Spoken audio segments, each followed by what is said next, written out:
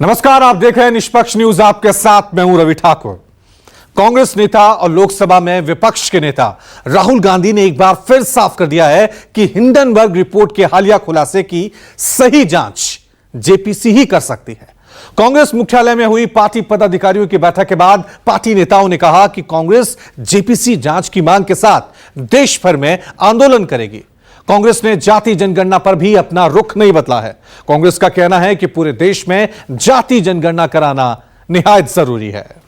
मैं इस पे थोड़ा गहराई में आपके साथ इसके बारे में चर्चा करनी पड़ेगी। ये फाइट से काम नहीं होगा। राहुल गांधी की प्रेस कॉन्फ्रेंस होती इससे पहले ही हिंडनबर्ग रिपोर्ट पर कांग्रेस ने राष्ट्रव्यापी आंदोलन का शंखनाद कर दिया।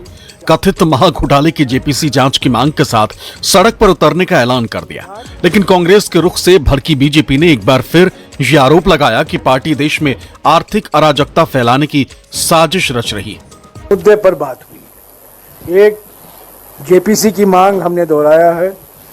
अडानी महाघोटाले के संदर्भ में 1 साल से हम मांग कर रहे हैं और जिस तरीके से अभी नए खुलासे आए हैं उसको और भी महत्व रखता है कि जेपीसी का गठन जल्द से जल्द हो। दूसरी बात जो उन्होंने कही है, जिस पर बातचीत हुई, राष्ट्रीय स्तर पर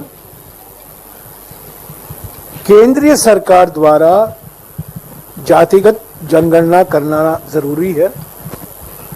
संविधान के अनुसार जनगणना की जिम्मेदारी केंद्र सरकार की होती है, राज्य सरकारों की नहीं।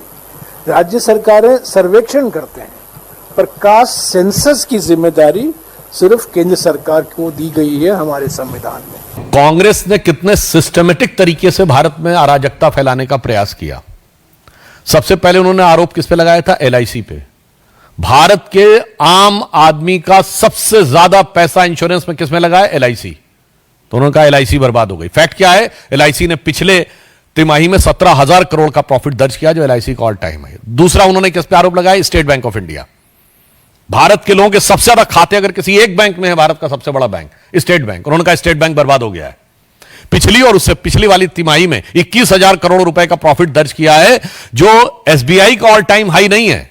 भारत के सारे प्राइवेट और पब्लिक सेक्टर्स को मिला के ऑल टाइम हाई है, मतलब रिलायंस से ज्यादा प्रॉफिट एसबीआई ने दर्ज किया है। We had convened a meeting of AICC General Secretaries, in charges and PCC Presidentship under the leadership of Honorable Congress President Mallikarjuna Kharge ji. One of the biggest scam is happening in the country nowadays is Hindenburg revelations, the scam related to Adani and SEBI. We unanimously decided to have a national wide agitation on this issue, demanding two things. One is a JPC inquiry on Adani Mecca scam, in which the Prime Minister is fully involved and in which the financial market regulation has now been found to have been severely compromised. ये देश को आर्थिक अराजकता की ओर ले जाने की एक बहुत बड़ा षड्यंत्र है। हिंडनबर्ग में मोदी विरोधी सोरोस का पूरा पूंजी निवेश है और पहले सुप्रीम कोर्ट के आधार पर जांच हुई है। राहुल गांधी जी भारत को आर्थिक अराजकता की ओर मत ले जाइए। कांग्रेस मुख्यालय में पार्टी अध्यक्ष मल्लिकार्जुन खड़गे की मौजूदगी में सभी महासचिवों, पीसीसी अध्यक्षों और राज्य प्रभारियों की बैठक के बाद कांग्रेस ने जाति जनगणना पर पार्टी का संकल्प दोहराया तो लगे हाथ SC/ST आरक्षण पर सुप्रीम कोर्ट के फैसले को लेकर भी पार्टी का रुख स्पष्ट कर दिया। लेकिन बीजेपी ने कांग्रेस के इस मांग को भी देश विरोधी बता दिया। चुनाव के प्रचार के समय संविधान की सुरक्षा के बारे में हमने जो मुद्दे उठाए थे, संविधान के जो अनेक प्रावधान हैं सामाजिक, आर्थिक और राजनीतिक न्याय को लेकर, उसका पालन करना, प्रावधानों का पालन करना, संविधान को सम्मान देना, उस पर भी लंबी बातचीत हुई।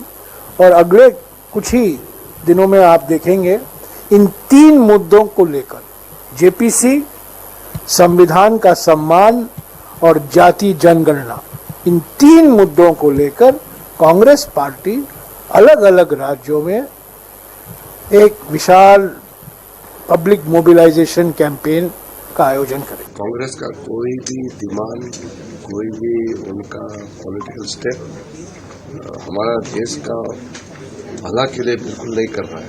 जो भी करता है वो देश को नुकसान पहुंचाने वाला काम ही करते रहते हैं। कांग्रेस की ये बैठक तब हुई है जब 4 राज्यों में विधानसभा के चुनाव होने और पार्टी को लगता है कि इस बार माहौल उसके पक्ष में। की तैयारियां शुरू है, कंफर्मेशन आजकल में हो जाएगा उसका, और उसके बारे में भी आपको वहां पर कुछ गारंटीज भी हम डिक्लेयर करेंगे। नहीं, राहुल जी, हमारा अभी राहुल जी की और खरगे जी उस प्रोग्राम में आए, ये हमारी कोशिश चल रही है। आजकल में वो भी फाइनल हो जाएगा और उसी में उनके माध्यम से वहां पर गारंटीज भी डिक्लेयर करने का अंदाज है। सीट शेयरिंग भी उस दिन हो जाएगी या नहीं, सीट शेयरिंग का तो अभी शुरुआत होने की है सीट शेयरिंग की। हमको कैसे पार्टी को स्ट्रेंथन करना है और जिन स्टेट्स में हमारे चुनाव होने जा रहे हैं उसमें हमको क्या क्या ध्यान में रखना है और कैसे उसको फॉलो करना है, उसकी गाइडलाइन आज हमें यहाँ से दी गई है। तो उसी को फॉलो करते हुए हम पार्टी के लिए काम करना शुरू करेंगे और जहाँ जहाँ इलेक्शंस है वहाँ पर भी उन संगठनों को मजबूत करने के लिए टिप्स दिए गए। मैम, इसके अलावा क्या कास्ट सेंसस को लेकर भी कोई चर्चा हुई है? आगे कैसे आप देखिए, we are not to disclose all these things are to be kept secret. We can not disclose it this to the press. जिन गारंटियों के बूते कांग्रेस ने हिमाचल प्रदेश, कर्नाटक और तेलंगाना का विधानसभा चुनाव जीता, जिन गारंटियों के बूते पार्टी ने लोकसभा चुनाव में अपनी सीटों की तादाद लगभग दोगुनी कर ली, अब नाना पटोले की बातों से ऐसा लगता है कि राहुल गांधी जल्द ही महाराष्ट्र में भी खुद खटाखट वाला ऐलान करने वाले। हालांकि इस बीच महाराष्ट्र की राजनीति में बहुत कुछ ऐसा हो रहा है जिससे बीजेपी का खेमा बैकफुट पर दिख रहा है। चाचा की पार्टी तोड़कर महाराष्ट्र के डिप्टी सीएम बने अजित पवार अब अपनी बहन के खिलाफ बारामती लोकसभा सीट से पत्नी को लड़ाने के फैसले पर पछता रहे।